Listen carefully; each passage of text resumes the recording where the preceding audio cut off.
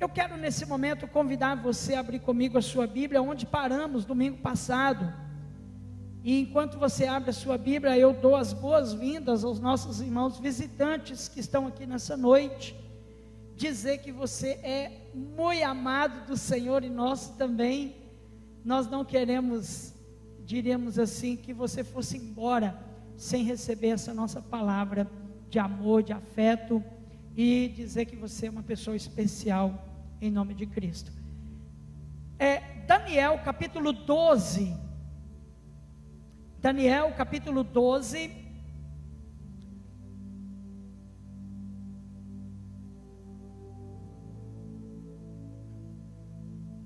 Nós paramos exatamente no verso 6, quando na visão que Daniel estava tendo, dos seres angelicais que estavam ali, o amparando e participando daquela visão e daquela revelação, e tiveram um momento de diálogo, onde ele pôde perguntar, no verso 6, a um deles, que estava vestido de linho, e que estava sobre as águas daquele rio, quando ele pergunta: quando se cumprirão estas maravilhas? E no verso 7, na minha versão, diz assim: ouvi o homem vestido de linho, que estava sobre as águas do rio, quando levantou a mão direita e a esquerda, e ao céu jurou, por aquele que vive eternamente, que isso seria depois de um tempo, 2 tempos e metade de um tempo. E quando se acabar a destruição do poder do povo santo, estas coisas todas se cumprirão. Eu ouvi, porém, não entendi. Então eu disse: meu Senhor, qual será o fim destas coisas? Com essa segunda pergunta eu quero orar com você, curva a sua cabeça. Amado Deus, no nome santo de Jesus Cristo, nós te glorificamos, Pai, nesta noite, colocando diante de Ti nossos corações, assim como o Senhor tem descortinado diante de nós a Tua palavra e a Tua revelação, meu Pai, já desde muitos dias. Nós te pedimos que o Senhor continue falando com a Tua igreja, usando, meu Pai, a explanação bíblica através, meu Pai, desse discurso, e baseado nesse texto e demais que estaremos olhando. Pai, Tu és o Deus sobre todas as coisas, e nós também estamos debaixo do Teu governo, e a Tua revelação pertence unicamente a Ti, e somente o Teu Espírito Santo pode nos conceder entendimento. Por isso, nos submetemos, mentes e corações, ao Senhor em nome de Jesus. Eu não sei você, mas essa semana eu ouvi a pregação de domingo passado 3 vezes. E não é porque fui eu que preguei, não. Até porque eu recebi a mensagem de um irmão também, e muito amigo, que também me disse: pastor, eu ouvi a pregação 2 vezes. E na pregação de domingo passado, nós fizemos uma introdução do tema, os tempos do fim. Além de fazermos um apanhado bíblico dos fatos, dos acontecimentos, que davam autoridade a esta revelação em Daniel. E começamos esta revelação aqui em Daniel. E é muito importante lembrar, irmãos, que não foi somente a Daniel que Deus falou acerca dos tempos dos fim. O nosso Senhor Jesus, quando esteve aqui no sermão profético na montanha e no seu discurso com os discípulos, momentos antes de ir para a cruz, Ele também entregou para nós pérolas proféticas sobre os tempos do fim. E depois de muitos anos, além de usar o apóstolo Paulo para escrever muitas cartas, em especial a de Tessalonicenses, onde ele trabalhou insistentemente a vinda do Senhor, e nós há pouco tempo atrás, na escola bíblica, degustamos verso a verso das cartas de Tessalonicenses, ele também falou com João na ilha de Pátimos. Muitos anos depois, já senil, quando este exilado fora arrebatado em visão, e Deus então lhe entrega várias revelações acerca dos tempos do fim, quando este então escrevera o Apocalipse. E nós, amados irmãos e irmãs, ao analisarmos o texto de Daniel, em especial neste que nós paramos, Daniel, depois que ele recebe aqui algumas orientações acerca dos tempos de angústia, dos tempos difíceis, e dado a ele o entendimento acerca da existência de um livro da vida, onde haveria ali os inscritos, o nome dos salvos, e que este livro seria aberto, e que aqueles que não estivessem inscritos nesse livro não se salvariam. Também o Senhor aqui em Daniel já fala da ressurreição dos mortos e do arrebatamento da igreja. E nós paramos exatamente no verso 6, quando Daniel, lembrem vocês, estava na Babilônia, no cativeiro, e eles tinham por intento descobrir quanto tempo duraria o cativeiro da Babilônia. E o Senhor não só lhe dá entendimento acerca daqueles tempos ali, quanto também fala dos fins dos tempos deste mundo. E traz a ele preciosidades aqui muito importantes. E nos traz o entendimento de galardões que nós trabalhamos na semana passada, quando ele diz que os sábios resplandecerão como o fulgor do firmamento, e os condutores de justiça, ou aqueles que ensinam a justiça de Deus, resplandeceriam como estrelas eternamente na presença de Deus. Ele então, depois de receber essa carga de revelação, ele pergunta: Senhor, quando é que será isto? E após a sua pergunta, ele tem uma visão maravilhosa de um dos anjos, vestido de linho fino, que estando sobre as águas do rio em que eles viam, este levanta as mãos para os céus, como diz o verso 7, levanta a mão direita e a esquerda para o céu, e jura por aquele que vive eternamente, que isto haveria de acontecer depois de dois tempos e metade de um tempo. E aí ele diz: e quando se acabar a destruição, presta bem atenção, quando se acabar a destruição do poder do povo santo. Eu quero que você marque esse texto aí. Marca, irmãos. Se você está acostumado a vir na igreja sem caneta, sem caderno, ou sem Bíblia, eu te encorajo, irmãos. Venha preparado para você grifar o que Deus está falando com a igreja. Quando ele diz um tempo, 2 tempos e metade de um tempo, ele está dizendo de forma oculta o período dos governos e dos tempos que Deus daria para a humanidade, a fim de que ele então imperasse o juízo contra ela. E aqui em especial, ele dá para mim um detalhe, para mim e para você, que eu gostaria que você marcasse: quando se acabar a destruição do povo santo, estas coisas todas se cumprirão. A destruição do poder do povo santo, guerra contra a igreja, guerra contra o povo de Deus. E no verso 8, Daniel então não compreende esta questão de tempo, 2 tempos e metade de um tempo. Ele, no verso 8, ele diz: olha, eu ouvi, mas eu não entendi. Eu ouvi o que você disse, mas eu não estou entendendo. E aí, ele disse: meu Senhor, qual será o fim dessas coisas? Ou qual a finalidade?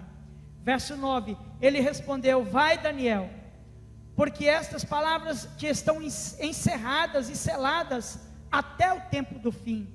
Ou seja, não será para você o entendimento, mas quando estiver aproximando o tempo do fim, eu vou começar a desvendar essas palavras para o meu povo. Eu vou começar a revelar para o meu povo o que eu estou fazendo. Mas não, o entendimento não é para você, mas é apenas para que você saiba. E aí no verso 10, ele usa um termo que mexe conosco, comigo e com você. Verso 10: muitos serão purificados, embranquecidos e provados, mas os perversos procederão perversamente, e nenhum deles entenderá, mas os sábios entenderão. Com esta afirmação, ele está dizendo para Daniel que haverá um período de muitas provações, onde o Senhor haverá de purificar a igreja. No meu tempo de novo convertido, eu ouvia muito esta frase: o Senhor está balançando a figueira. Quem já ouviu isso? Quem já ouviu? E o que as pessoas queriam dizer com isso? Deus está permitindo uma prova para que aqueles que são realmente dele permaneçam, mas aqueles que realmente não são dele, eles não vão dar conta de seguir.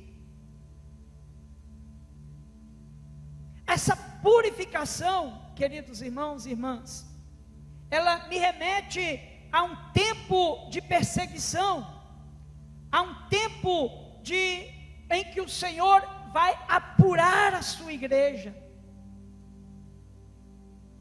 E nós sabemos, meus amados irmãos e irmãs, que em especial no nosso país, muitas pessoas são atraídas para as igrejas por consequência de uma mensagem de prosperidade, uma mensagem de vitórias sem parar, uma mensagem de sucesso progressivo aqui na terra. Muitos têm sido atraídos por uma mensagem de que você vai se tornar um grande empresário, muito embora isso seja possível, mas Jesus Cristo nunca utilizou esta mensagem para atrair as pessoas. Muito pelo contrário, Jesus Cristo nos advertia de que nós teríamos muitas aflições no mundo, mas que nós deveríamos ter bom ânimo, porque Ele era o nosso exemplo de vitória. Ele se sacrificou por amor de muitos, e entregou a sua vida por amor à igreja. Foi perseguido, foi humilhado, mas não recuou na fé. E todos os seus seguidores, os apóstolos, tiveram vida muito difícil também, por causa do amor a Deus. E nós sabemos que a igreja brasileira, ela está um tanto quanto inchada. Existe uma estatística, amados irmãos, que diz que no Brasil nós somos cerca de 35% de evangélicos. 35% de evangélicos, numa população de 220 milhões, nós teríamos que ser cerca de 80 milhões aproximadamente de evangélicos no Brasil. E um país onde tem 80 milhões de pessoas transformadas pelo poder de Deus, esse país tinha que estar vivendo um grande avivamento, tinha que estar vivendo um grande mover espiritual de transformação, mas não é o que nós vemos. Nós vemos muitas das vezes é um show de escândalos. Muitas personalidades foram atraídas para o mundo gospel. Muitas personalidades foram atraídas para o mundo evangélico. E ser evangélico ficou mais bonito falar, eu sou evangélico. Mas o que significa ser evangélico? Quando na verdade, meu amado irmão e irmã, a nossa origem de fé é sermos cristãos. A palavra cristão significa um Cristo em miniatura, um seguidor de Jesus, um pequeno modelo de Jesus, um pequeno exemplo de Jesus, de renúncia, de fé, de sacrifício, de amor, de obra, de entrega e de ser usado por Deus. Mas esse termo evangélico trouxe para nós até um orgulho, um certo orgulho de dizer, eu sou um evangélico, e eu participo do mundo gospel. E esses segmentos trouxe muitas coisas, muitas pessoas e muitos artistas que na verdade acabaram envergonhando o evangelho verdadeiro de Jesus Cristo. Nós vimos muitos escândalos. Muitas pessoas, por vários motivos, começaram a se identificar com o povo cristão e se entremeteram no meio da igreja. Mas, amados irmãos e irmãs, não se engane, porque vindo uma terrível perseguição sobre a igreja, somente os fiéis permanecerão. Somente aqueles que realmente entregaram o seu coração a Jesus, aqueles que realmente não se vendem por vantagens do mundo, não se vendem por prazeres deste mundo, não se vendem por nada que este mundo possa oferecer. Somente os fiéis da terra, os sábios, permanecerão. E é isso que está sendo predito aqui, irmãos, no verso 10. Muitos serão purificados, embranquecidos e provados, mas os perversos procederão perversamente, e nenhum deles entenderá o que Deus está fazendo, mas os sábios entenderão. Aleluia.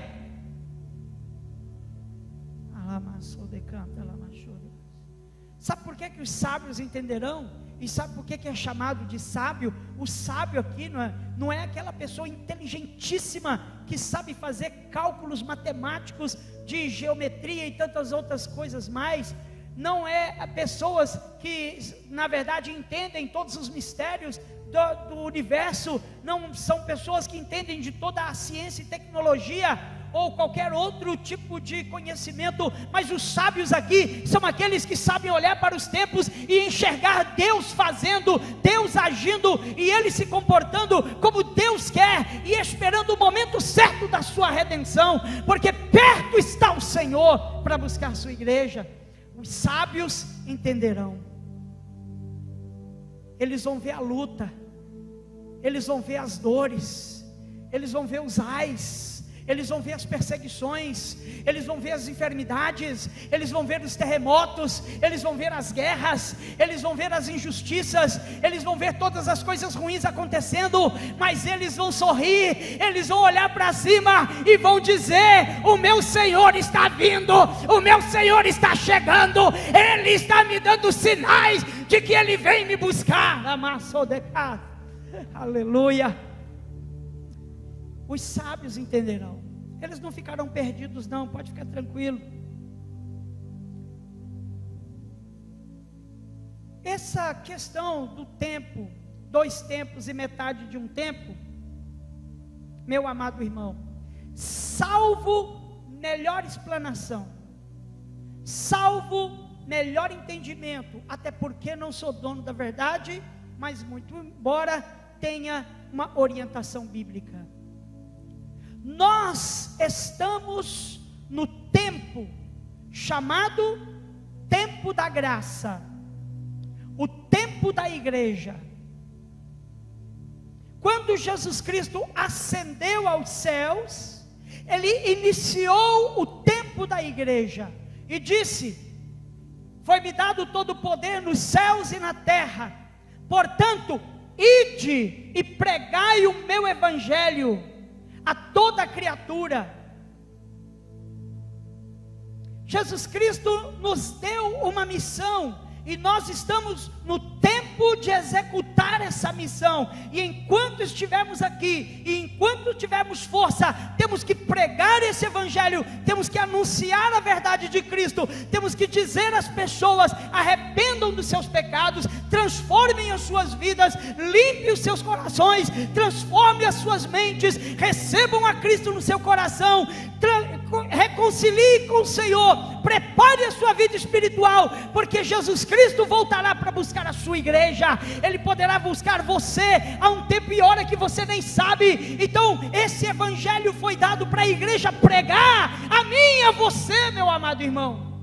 E nós podemos pregar da forma que estamos vivendo exatamente nesse momento, mas nós também podemos pregar com o nosso testemunho, com a nossa vida. Quando eu vivo uma vida de cristão transformado em Cristo, então onde eu estiver, Jesus Cristo usa a minha vida como modelo e referência para as pessoas que estão ali, e eles olham para mim, para você, e nos vê passando em tempo de pandemia, cantando e glorificando, e dizendo: o Senhor está voltando para buscar a sua igreja. De casa. E as pessoas não vão entender, mas o que é isso? Está todo mundo desesperado, está todo mundo em pânico, mas esse povo está alegre, mas esse povo está reunindo, mas esse povo está cantando, esse povo não está desesperado. Por que é que eles estão confiantes? Porque o meu Redentor vive, e Ele vem buscar.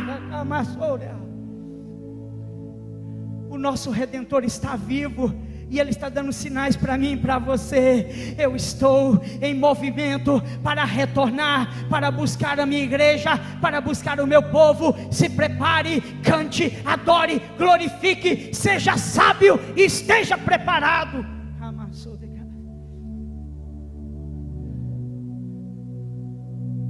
Então nós estamos vivendo o tempo, é o tempo da igreja trabalhar, é o tempo da igreja pregar, é o tempo da igreja anunciar, é o tempo de nós sermos testemunhas, é o tempo de nós sermos modelos, é o tempo de nós sermos referência.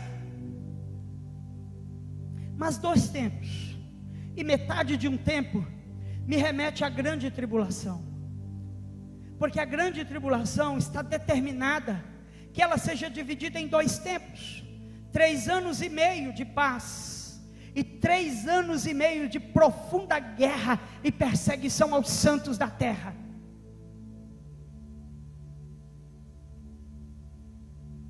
E o anjo disse: eu juro pelo Senhor que vive para todo sempre, que tudo isso acontecerá depois de um tempo, 2 tempos e metade de um tempo. Ele está falando do tempo da igreja e do tempo da grande tribulação, onde o Senhor está trabalhando. No verso 11, olha aí no verso 11.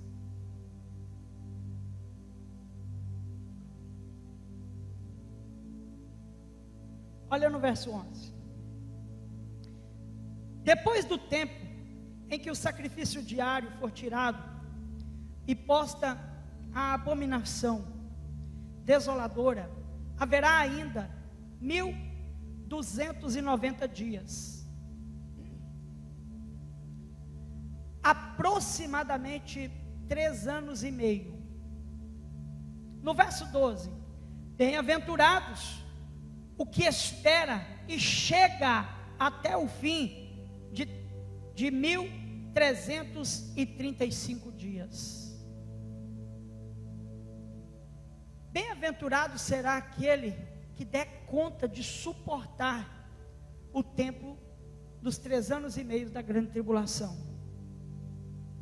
Verso 13: tu, porém, aqui ele fala com Daniel, segue o teu caminho até o fim. Tu, porém, Daniel, irmão Daniel,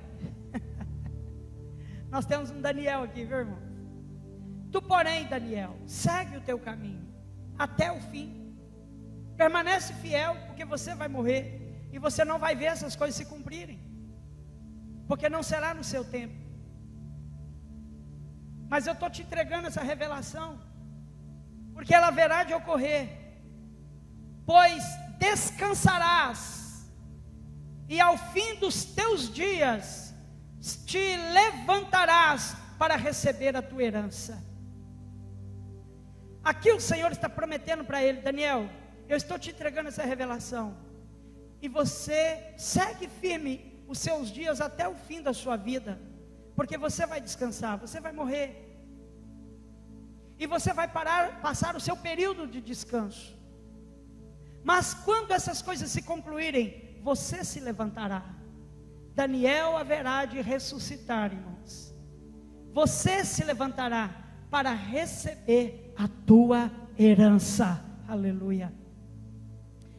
Da mesma forma aqui, amados, ele está prometendo para Daniel que este haveria de morrer, mas haveria de ressuscitar para receber a sua aliança.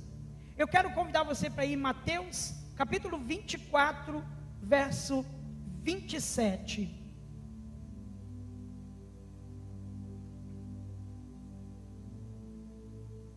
Da mesma forma que Deus disse para Daniel, Ele disse para mim e para você, meu irmão, minha irmã: vai na sua fé até o fim, permanece firme até o fim, não olhe para as provações, não olhe para as dificuldades da vida, mas pague o preço de um bom cristão, e seja fiel e permaneça em Cristo, porque ainda que você se vá, e vá para o teu descanso, que é a nossa morte, o Senhor te levantará no tempo certo, para te entregar a tua recompensa, para te entregar a tua herança. O teu trabalho não será vão no Senhor, Ele nunca te esquecerá.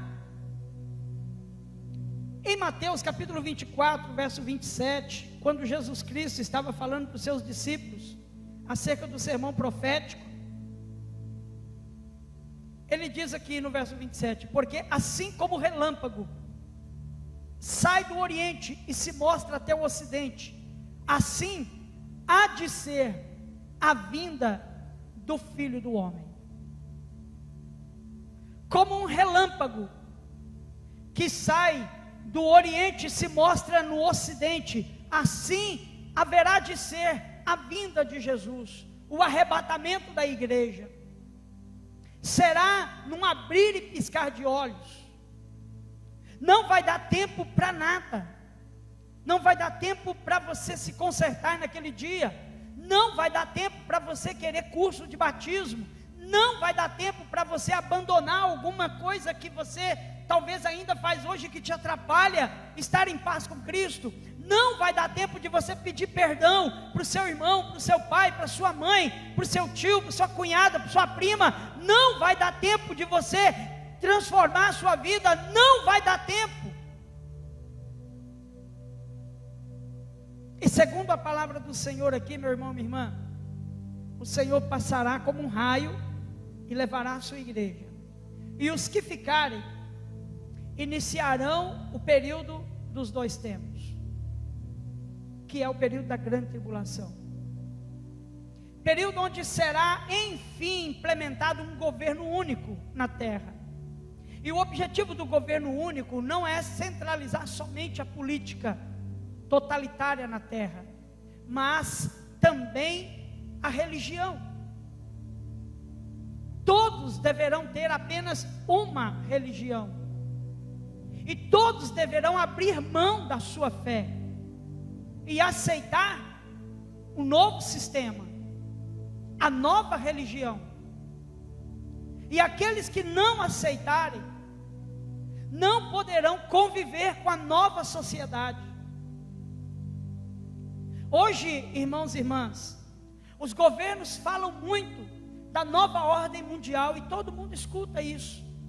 Governos, quando vão se saudar, quando vão às vezes fazer grandes feitos ou trocar de líderes, eles saúdam a nova ordem mundial.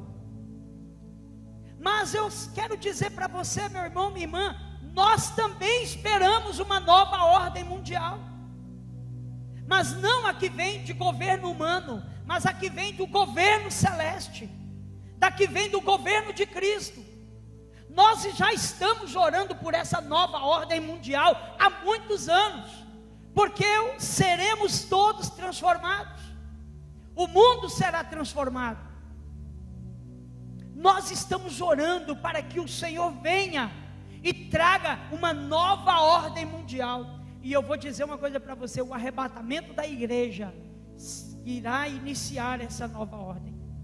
E eu quero que você, meu irmão, minha irmã, fique atento a todas as coisas que estão acontecendo, mas acima de tudo, fique atento com a sua vida espiritual, fique atento com a sua fé, fique atento com a sua conduta. Olha para você ver, você está no verso 27, vá para o verso 36. Mas a respeito daquele dia e hora, ninguém sabe, nem os anjos dos céus, nem o Filho, senão o Pai. Pois assim como foi nos dias de Noé, também será a vinda do Filho do Homem. Porquanto, assim como nos dias anteriores ao dilúvio, comiam e bebiam, casavam e davam-se em casamento, até o dia em que Noé entrou na arca, e não o perceberam, senão quando veio o dilúvio e os levou a todos, assim será também a vinda do Filho do Homem.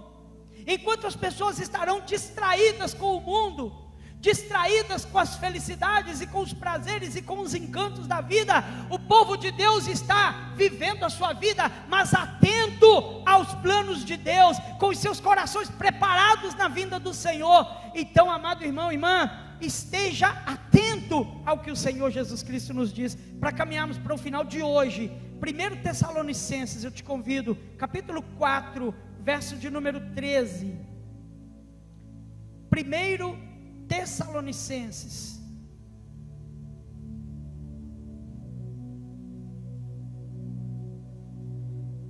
capítulo 4, verso de número 13. Quando o apóstolo Paulo foi instruir a igreja acerca da vinda de Cristo, e estava havendo uma grande discussão, porque muitos irmãos estavam morrendo e Jesus Cristo não voltava. Então muitos estavam pensando, ou Cristo já veio, ou Ele nunca voltará. Então o apóstolo ensinou a igreja de Tessalônica com esta carta, a partir do verso 13, que eu quero ler rapidamente com você, quando diz assim: não queremos, porém, irmãos, que sejais ignorantes a respeito, ou com respeito aos que dormem, ou seja, os que morreram, para não vos entristeceres como os demais que não têm esperança. Pois se cremos que Jesus Cristo morreu e ressuscitou, assim também Deus, mediante Jesus, trará em sua companhia os que dormem. Ora, ainda vos declaramos por palavra do Senhor, isto nós os vivos, os que ficarmos até a vinda do Senhor, de modo algum precederemos os que dormem, porquanto o Senhor mesmo, dada a sua palavra de ordem, ouvida a voz de arcanjo e ressoada a trombeta de Deus, descerá dos céus, e os mortos em Cristo ressuscitarão primeiro. Depois nós os vivos, os que ficarmos, seremos arrebatados juntamente com Ele nas nuvens, para o encontro do Senhor nos ares, e assim estaremos para sempre com o Senhor. Esta foi a orientação que o Espírito Santo entregou a Paulo para entregar esta promessa para a igreja de Tessalônica. Assim como ele confortou o coração de Daniel, ele disse: Daniel, eu estou te entregando essa revelação, mas ela não será para o seu tempo, você haverá de descansar, você será recolhido como seus pais, você morrerá, mas no tempo certo você ressuscitará e você receberá a sua recompensa. Então, meus irmãos e irmãs, aqueles que morrem crendo na promessa de Cristo, eles receberão a sua bênção e serão ressuscitados juntamente comigo e com você, para sermos levados e transformados e estarmos com Cristo. 2 Tessalonicenses capítulo 1 verso 7, olha o que diz aqui. 2 Tessalonicenses, você está em primeiro, passa 2 folhinhas. Primeiro verso 7: e a vós outros que sois atribulados, alívio juntamente convosco, quando do céu se manifestar o Senhor Jesus com os anjos do seu poder, em chama de fogo, tomando vingança contra os que não conhecem a Deus e contra os que não obedecem ao Evangelho de nosso Senhor Jesus. Estes sofrerão penalidade de eterna destruição, banidos da face do Senhor e da glória do seu poder.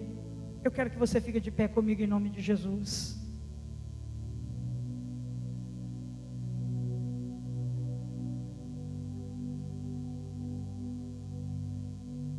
Os sábios herdarão a terra. Os sábios receberão a recompensa, a herança eterna em Cristo. Você será alcançado pelo poder desta palavra.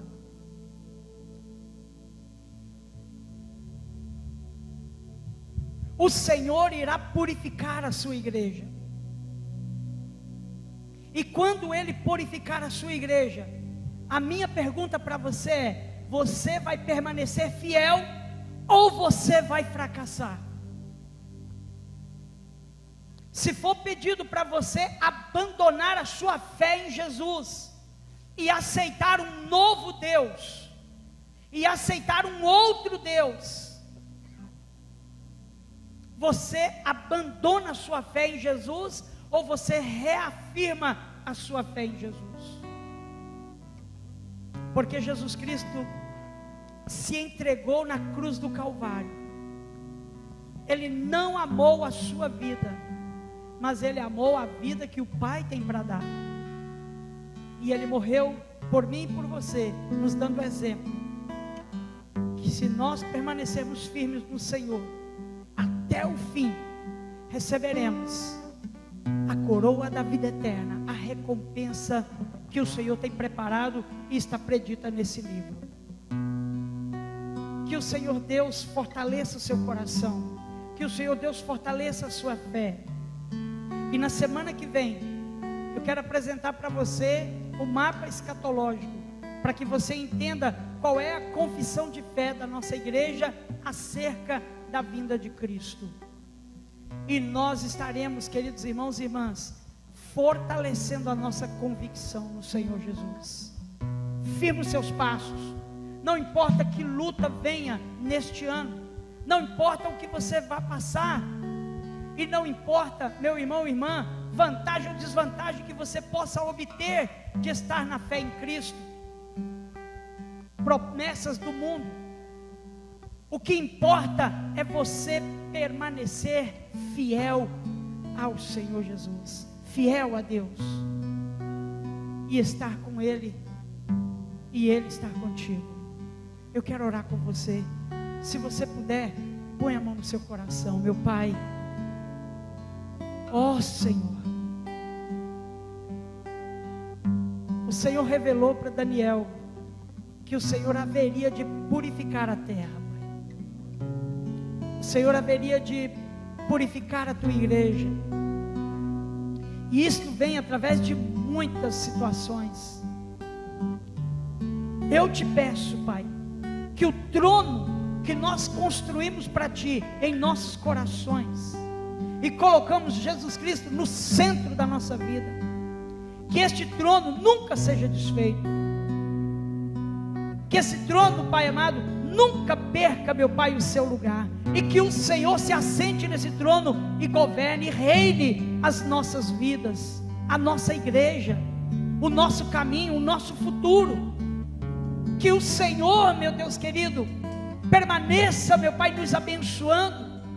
Que o Senhor permaneça, Pai querido, tocando em nossos corações, em nossas vidas, e nos fortalecendo, Pai, preparando para os dias que virão, bons ou ruins. E que nós possamos, Pai, estar próximos, prontos, para entender como sábios que recebem a revelação do Senhor, para discernir os tempos do Senhor. Nos ajude a cumprir a tarefa de igreja e anunciarmos a Jesus Cristo com palavras e com atitudes sábias. Ajude-nos, meu Deus querido, a permanecermos fiéis ao Senhor no momento da tribulação, no momento da dor, da dúvida, no momento da perda. Que nós nunca venhamos, meu Pai, duvidar da nossa fé, da existência do Senhor e do Teu amor e da Tua presença conosco. Nos ajude, meu Pai, a permanecermos nos Teus caminhos, porque sabemos, meu Pai, que o Senhor vai purificar a Tua igreja. Dá-nos a Tua bênção, no nome santo de Jesus Cristo. Aleluias. Que o Senhor te fortaleça, que o Senhor te guarde, que Ele te conduza, irmãos, que Ele te dê sabedoria, que Ele dê as revelações dEle na sua vida. Quando você abrir a palavra de Deus para ler, que o Espírito Santo de Deus fale com você. Quando você estiver com problema, quando você estiver com angústia e você for orar, que o Espírito Santo visite você naquele momento e fale ao seu coração, e te dê fé, e te dê esperança, e te dê certeza que Ele nunca te abandonou. Ele está do seu lado, Ele está com você. Se o inimigo tem um plano para destruir sua vida, Deus tem um plano para restaurar sua família, para fortalecer você e dar a você o melhor que o Senhor tem preparado. Então, meu irmão, minha irmã, não esmoreça, não perca a fé, não perca o ânimo, cuide da sua vida, cuide da sua família e siga os passos que Jesus Cristo tem preparado para você, no nome santo. Assim eu abençoo essa igreja, em nome santo de Jesus, amém. Eu quero adorar o Senhor, irmãos. Eu sei que nós estamos aqui com 3 minutinhos passados, mas vamos cantar uma adoração aqui, pelo menos um pouquinho, para nós colocar o nosso coração na presença de Deus. O céu começa a se abrir, toda a terra se dobrou a ti. Cristo, Rei dos Reis, veio nos buscar.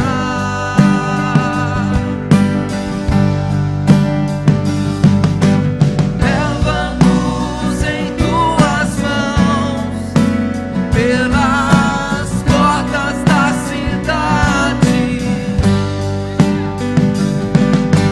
na Nova Jerusalém, tua noiva vai entrar.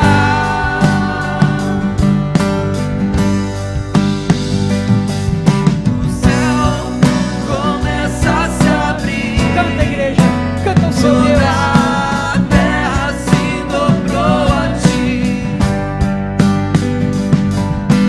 Cristo, Rei dos Reis, veio nos buscar.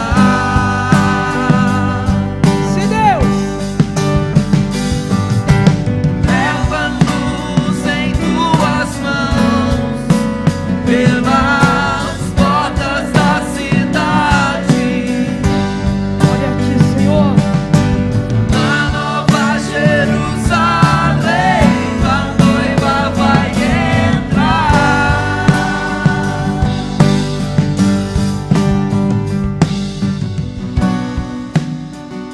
aleluias.